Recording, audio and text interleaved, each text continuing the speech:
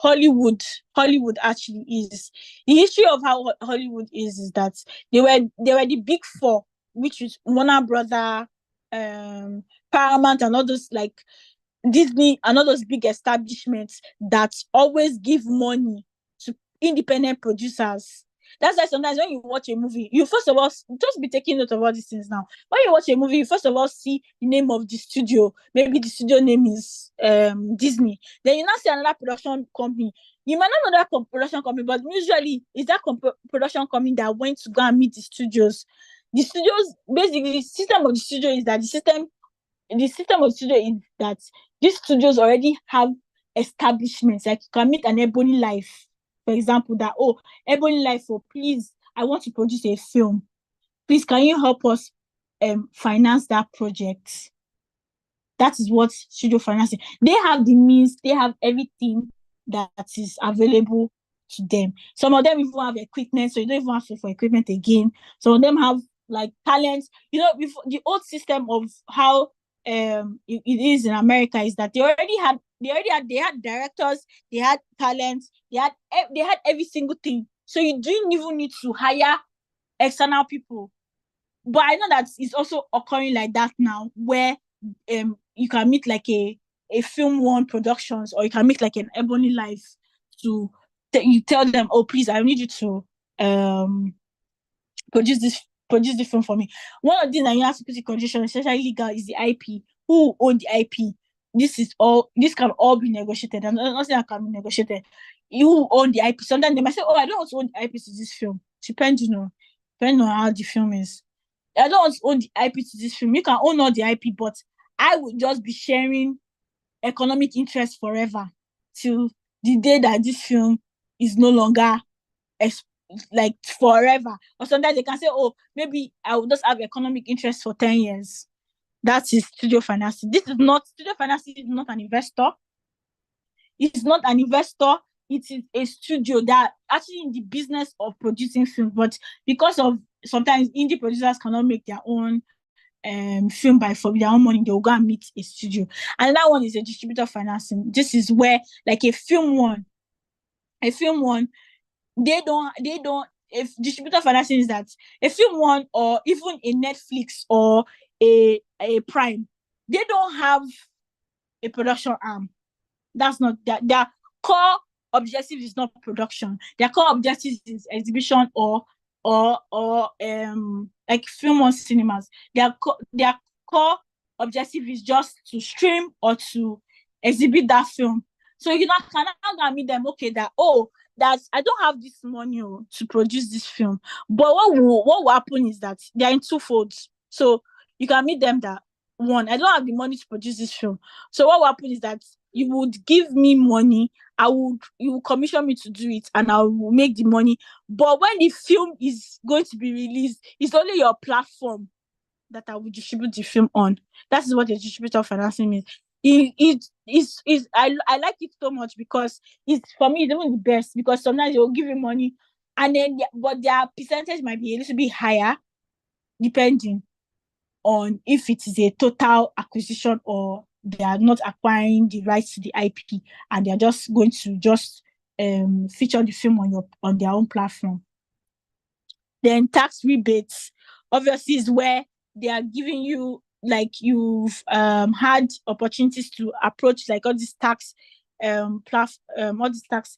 agencies to help you get the film rolling. Also, investor financing. This is when you're actually meeting individuals now, not just individuals but companies now that's what they do, or even if companies that's not what they do, but a company that they have money, or an investor that have money. That one is that could be equity financing, where they'll say, okay, I need to own IP in the film, or non-equity, where they are not going to own IP in the film, they're just going to enjoy economic interest. Also, another way is through loans, where you approach an Axis Bank or a BOI. I don't know how many people know the meaning of BOI, but Bank of Industry. You approach those ones that are not even interested in the IP or anything. It's a loan. You will give them their money back with interest. So they're not interested in IP. They're just interested in giving you out loans to make your money. Or another way to raise funds is by collaborating with another production company and making a film. Now, how can a film make money? So there are different ways, and I know I've listed the windows. I'm not going to go especially to that again, but I will touch on product placement, brand integration, and merchandising. So for brand integration, what this means is that you say, okay, I need to do, let's say, like a scene where is a very, very cool place, maybe a proposal scene like I mentioned before, and you now want to get a cool place, and you are saying, okay, I want to use Breeze Beach or one of these exotic restaurants. So what you're going to do is you're going to approach them and say, oh, I want to use your location. We're going to infuse your location in our story, which is very seamless. Sometimes you not even know that it is brand integration.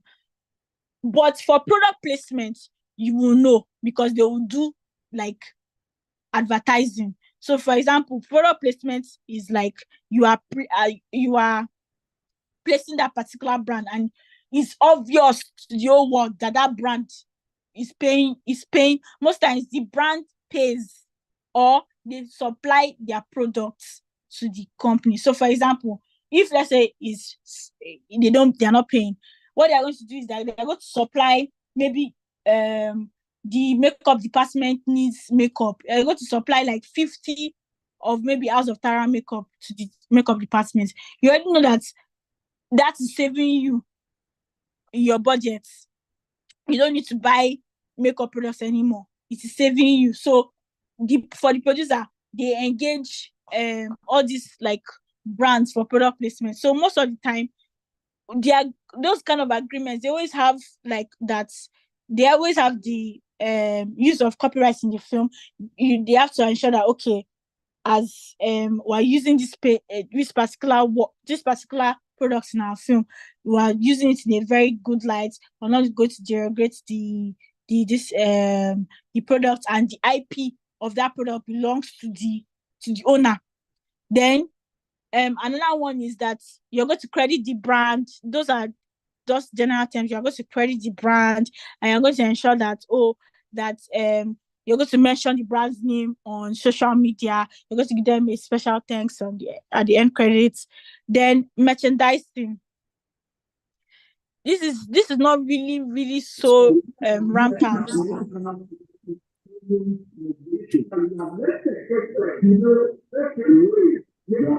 This is not really. Hello, who is that, please? Can we mute Mary? It's distracting me. Okay, so merchandising is not really rampant, because unlike in America, where where they have like Frozen, for example, the cartoon Frozen, you know that a perfect idea is, after releasing that cartoon, they've already merchandised the cartoon. They made the cartoon into a doll for kids. That's a way to generate money throughout the lifetime of that film. I know somebody was able to pull that in Nigeria, and I think that's Child's of Play, but I don't know to the extent of how it's still generating money. The movie is Aki and Popo, and I know that he has a video game for it. That's a form of merchandising. But what I don't know now is how he's properly making money for it. But in those kind of agreements, first of all, you need to ensure that when you're entering into an agreement like that, you need to notify the actors, because sometimes the actors is their images they are using, and most of the time it's actually a whole buyout right. Most of the agreements that is standard right now is a whole till we get to that stage in Nigeria, it's actually a whole buyout right, where they said that even like we're buying all the rights to the image and likeness associated even with the derivatives. So, but a proper thing to do will be to notify the the talent in whose image you are using to generate merchandise, and telling them, okay, this is what you are doing. And they can now decide that, oh, please, I don't want you to do it. I want you to instead give me XXX percentage of whatever thing that you're going to be earning. Well, not what that's it, but ideally that's how it's supposed to be, So I think that's that on merchandising. So let's go to the questions. What are the structures that can be put in place in order to make a film production in Africa a lot better? So the structures that can be put in place to improve film production in Nigeria is capacity building programs, number one. I know Ebony Life is already doing something like that, where they've partnered with Lagos State to, train new voices, new faces, who now in turn produce like high quality films. Another thing will be that I hope and wish someday that the government can also invest in infrastructure development, like investing in quality equipment, because even Netflix now, there are certain equipments that you have to shoot in. You cannot shoot in lower than 4K, I think HDR or something like that, of your camera. It's all those technical terms. Is for the government, even maybe all these producers that already, are up there, to also try and invest in quality equipment, quality studio. And that means also encouraging co-production deals. Also, more film markets. I feel like, so what's film markets? Film markets is, how a market is, that you come into a market and you buy and sell.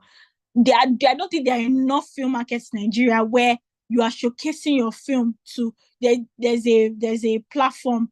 Maybe there are some film markets, which is the American film market, MyCom, and I think Afrif. Sometimes Afrif likes to do that. Afrif is Africa International Film Festival. So there's Afrif does that, where you screen your film, but that one is screening. But a film market is not screening. A film market is actually where there's like a big event center, where you have a stall and you are telling them, oh, this is what your film is about. You have all your film posters, you have your film your EPK, your film EPK, which is your film electronic press kit, and you're telling them how your film is and everything. And they are investors, they are also agents in the film markets who are buying and selling from you. So that's another way. Those are structures I feel you need to improve film production in Nigeria. What's the next question? The next question is, in the film industry, what measures are in place to ensure that creatives receive fair compensation through royalties, and how can one guarantee equitable distribution of income between creatives such as producers, actors, and directors? Like I know I've mentioned this before, that unfortunately, there are no really any what's the English now? There are no royalties, so to speak, like that. It just depends on your the actor or whoever, or the talent's bargaining power. But one of the things that I know and I feel that should be in practice now is this. In South Africa, what usually happens is that most of the talents, or the it's not even just in South Africa, UK, and America. I know that they pay them per diem. What does per diem means? They pay them every day that their services is being rendered. So that's per diem, and that's even separate from their their service fee. So they pay them per diem. They pay them travel. They pay them travel fee. So let's say for example, they want to bring someone down from South Africa. They will pay for your travel. Those are fair compensation, not just paying the actual fee. Maybe the actual fee is like 1,000 naira. From that 1,000 naira, they are paying for, maybe they are giving you 1,000 naira every day, and they are paying for your transport, they are paying for your feeding, you're paying for everything. So those are like ways that those are like practical ways that is right now what's obtainable in the industry. But as far as royalties go, it's not really rampant here in Nigeria, where they are sharing residuals, except if it's the excuse me, except if it's artists that creates original score. Even artists that creates original, even if it's a producer that creates original score for a film, they don't really get royalties, so to speak. They're just being paid a one-time fee. But I feel like some measures that can happen is, paying them per DM, ensuring that, everything, is all paid for, that, that they have. How can one guarantee equitable distribution of income? Um,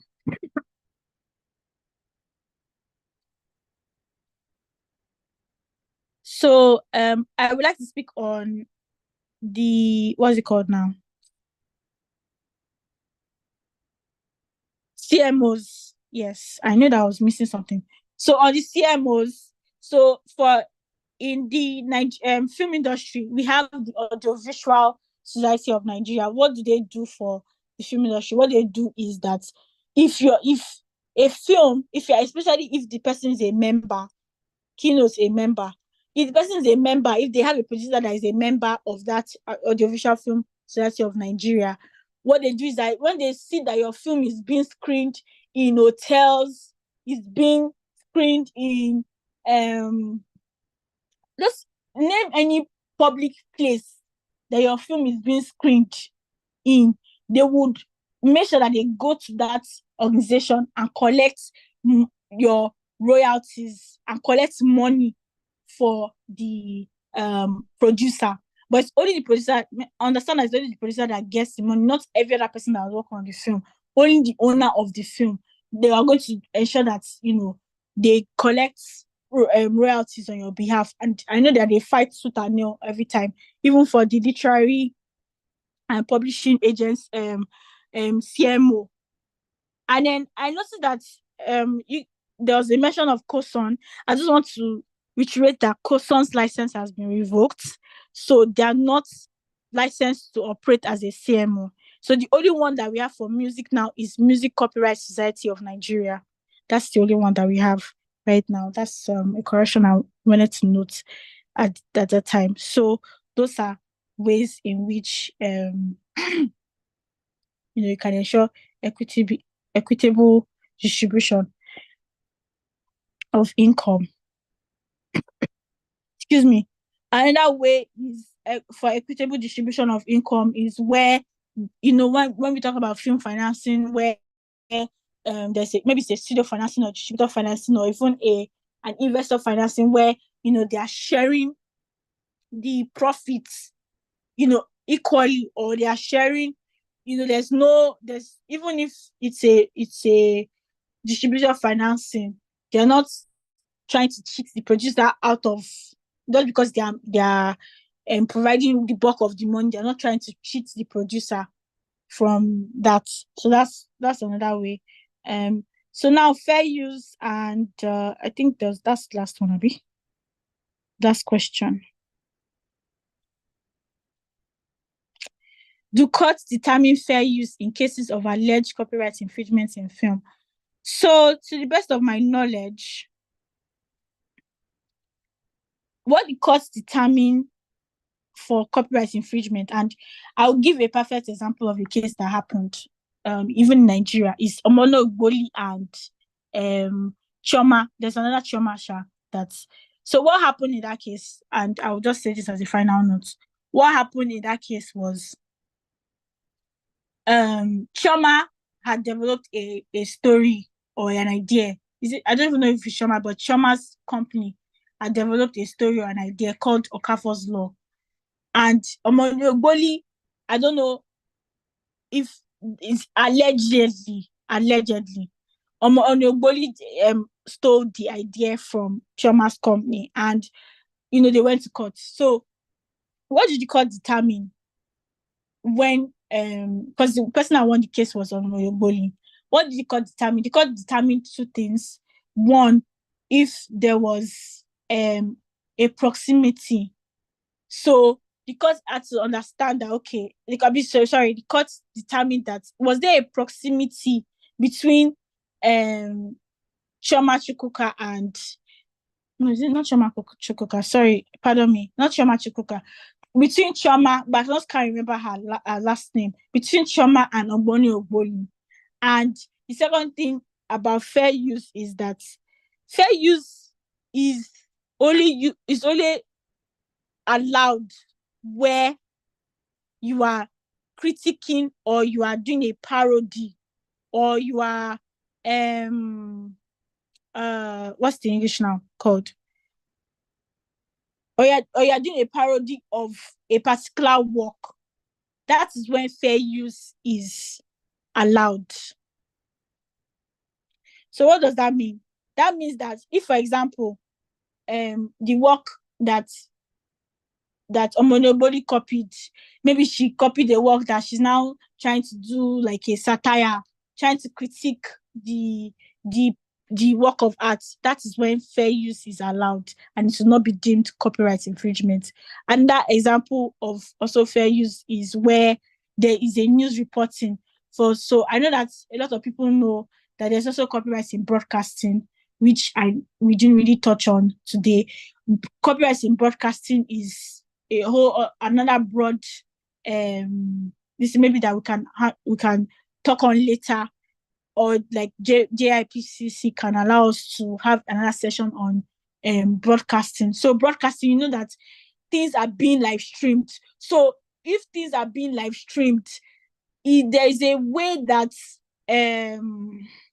there's some things that are allowed for things that are being live streamed, and you can copyright your live streams, your webinars. You can copyright your news and things like that that are being broadcasted while it is live. So in ways in where fair use is also allowed is where there's maybe for broadcasting, you've captured a work of art, for example, right? And you know that obviously you cannot start looking for how you're going to get maybe as I am sitting down like this and there's a work of art at my back as I'm talking and I've captured that. That is another form of fair use where it's not really a copyright infringement, so to speak, because it's not like it's a live streaming, so it's not like you can quickly edit it or anything.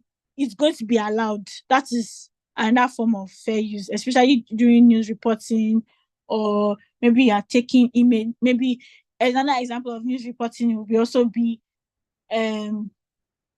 where you have an image. Let's say like it's a written content now. You have an image that you maybe got it from Google. You are also going to be, you know that obviously any images that you're getting from Google, especially digital content, belongs to the owner. Every digital content is also protected by copyright, whether that is digital or is a physical thing.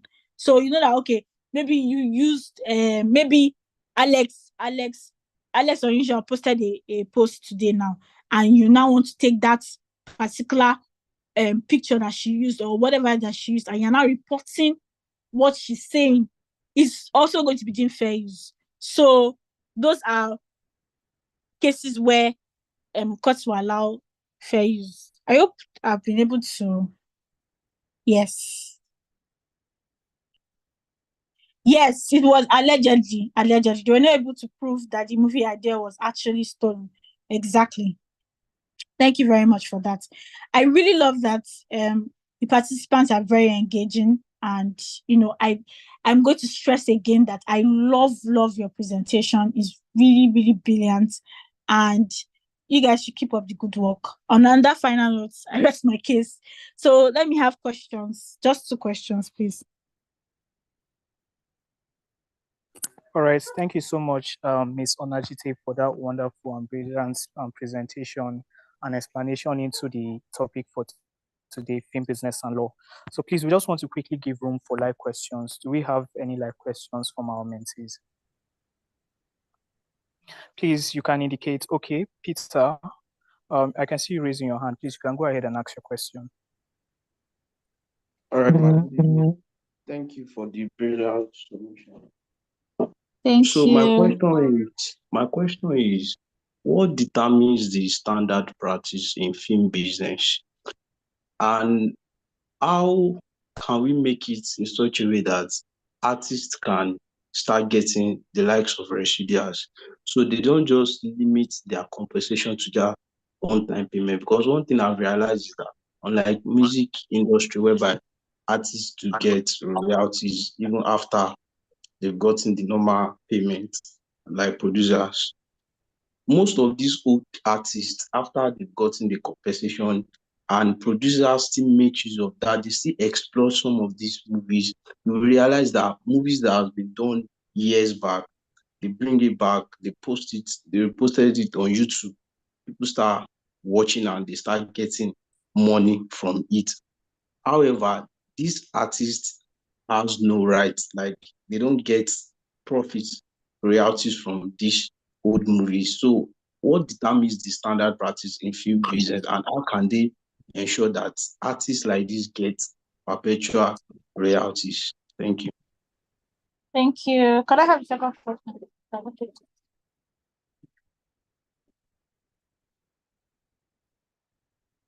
All right. Do we have Okay. anybody with a second question? Yes, please, I do. All right, please, you can Can go you ahead and hear ask. me? Yes, we can hear you. Please go ahead and ask. Okay. Okay, thank you. From our discussion in Group 1, a question that arose was this: according to Section 108 of the current Copyright Act, now that and I think it's talking about audiovisual works, and there was a part that it includes persons, something like that. I don't have the act with me right now, but the question is that AI has come in and it can generate audiovisual works. Who enjoys the right, since AI is not a legal person? Okay, yes, I think the act is saying that is a person that enjoys the right and all of that. And now actually AI can generate audiovisual works. So the person is asking that if AI should generate such a work, who owns the right? Is it going to be AI? Thank you. Okay. Thank you very much for your questions. So I'll take the first one first. What determines the standard practice in film business? So what determines the standard practice in film business is basically what is obtainable in the film business. So for example, right now, let me be very honest with you. I work on the producer side, and I've always worked on the producer side. It's just now that I kind of tilt to the talent side. So I'm going to talk from the both angles, right? And the both sides. On the producer side, this year is what? Year 2024. Things are very expensive, right? And I just want to make a good story. I just want to produce a good film. I just want to produce a good film. And I don't even know if that film is going to make money. Because guess what? Even if you make a film today, you can't really determine how the audience will receive that film. So you can't really even say that, okay, because of the fact that I don't know how the audience is good. Sometimes I make a film and we're in Nigeria. Let's just even be very honest with each other. Or like what's obtainable abroad. We're in Nigeria. Everything is corrected. By the time talent take their own money, the crew will take their own money. By the time it's not only the crew, the equipment, if you are renting equipment, to take their own money. The accommodation, and you know that you're going to accommodate if you have over 100 crew members, you have to accommodate 100 of them. Because the reason why you're accommodating them is that so that someone will not say, oh, they're coming from Kafashan and they cannot make it. That's going to store your production. So you need to ensure that everybody stay in one place. You're going to get buses, you're going to get all these elements, and those things cost money. By the time you are doing your budgets, your money is already entering. You have not even thought of like the writers or the marketing parts on how to best market your film, because you have to also spend money on marketing. You've not thought of that. You're not sure that this film is going to make money. So these are the practices that happen. And because of the the unfortunate realistic expectations, you just have to be very honest with yourself that I'm not even sure this movie is going to bank. I'm not even sure this movie is going to make money. What you can do is just offer a one-time fee for people's services. Now, what I would suggest in that area is you can now, as a producer, enter into an agreement with a talent and say that in the event, but most times producers don't want to do that because they're not even sure themselves. No producer is 100% sure that that film is going to have the reception that they've envisioned for themselves. Trust me, no producer is very sure. Now, being on the talent side, because I've also been on the talent side, and I realized that sometimes, even if these producers pay one-time fee, the reality, sometimes it doesn't actually make money. Sometimes they don't break even, right? But you will know that, okay, maybe they've gotten a licensing deal with a streaming platform. So as a talent and as a lawyer for a talent, you're going to want to have honest conversations with the producer about where is this film going to, right? Some might say, oh, the film is not going to go to, they might even lie to you, but you're not going to include clauses, like I've been trying to nail since, is that you're going to include clauses that says that in the event that this film is being exploited and goes to a streaming platform, I would get 5% of whatever fee. Because we say royalties. In music is totally different because they pay them per streams. But a streaming platform does not pay royalties. That's just the honest truth. And it's the sad truth. A streaming platform doesn't pay royalties. They don't pay every time a movie is being streamed. They pay a one-time fee for you. So I don't know, unless we grow into the stage or we start making certain demands, even as a producer to the streaming platform or as a producer to like a YouTube or whatever, is that when we're able to put that film on these platforms, every time anybody streams it, until when we get to that conversation at that stage, I still think that that's how it's going to be for now. And that point I'm going to raise is this. A lot of, and this is for the talents now, for the talents, they can join guilds. There is the Actors Guild of Nigeria, where the guilds would help them get them a much better deal. The guilds can help them, for example, negotiate maybe 5% of wherever. If the film goes to any form of window, I'm going to get 5%. It's left for the producer to accept or not accept. And I still think that it depends on the actor's bargaining power and how badly they want the actor. Because sometimes they might say, don't worry, we may do with another actor. But that's just the sad reality.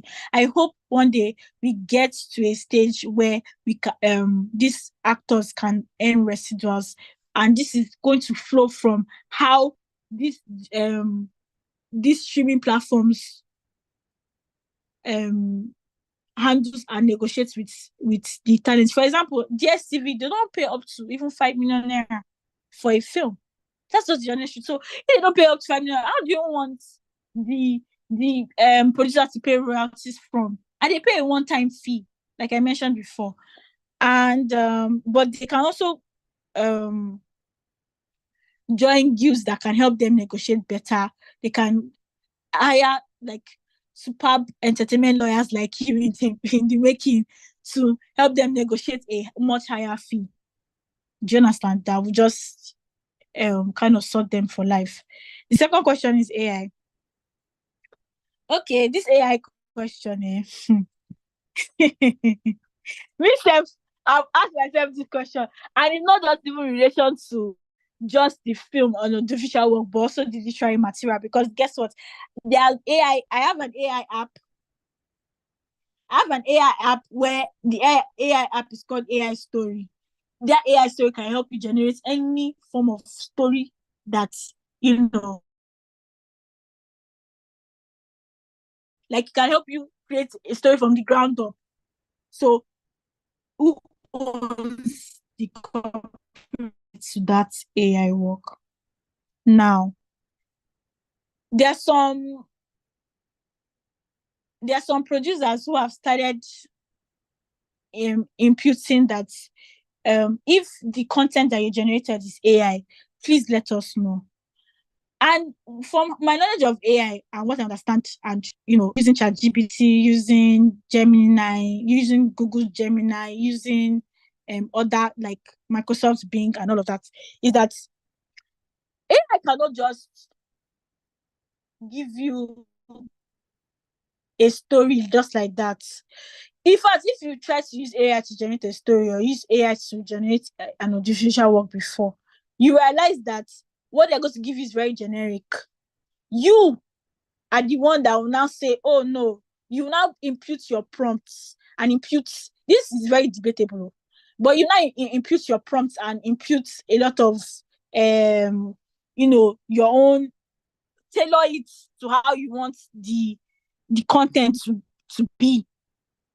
That idea that the AI generated for you, I believe it's the copyright actually you, because there's like, I won't even say think because the AI cannot think. There's a limit to what the AI can do. But because of you as a human being, you're able to think, you're able to feel. You can say that, no, I don't like the words like that.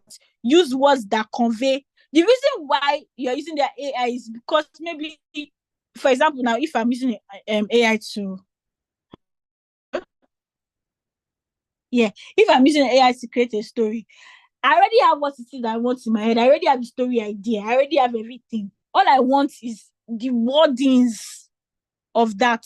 And so Netflix, like a platform like Netflix, I know one of their crucial points is that if you are using AI generated content, please let us know so I'll be able to handle it. Let me even hold on a minute. Let me confirm something.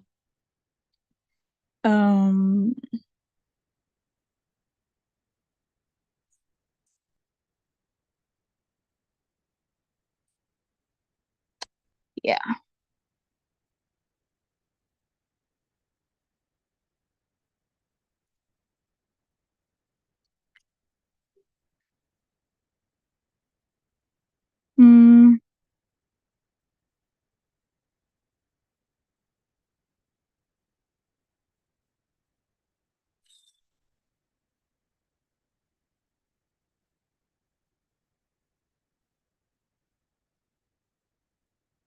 Sorry, guys.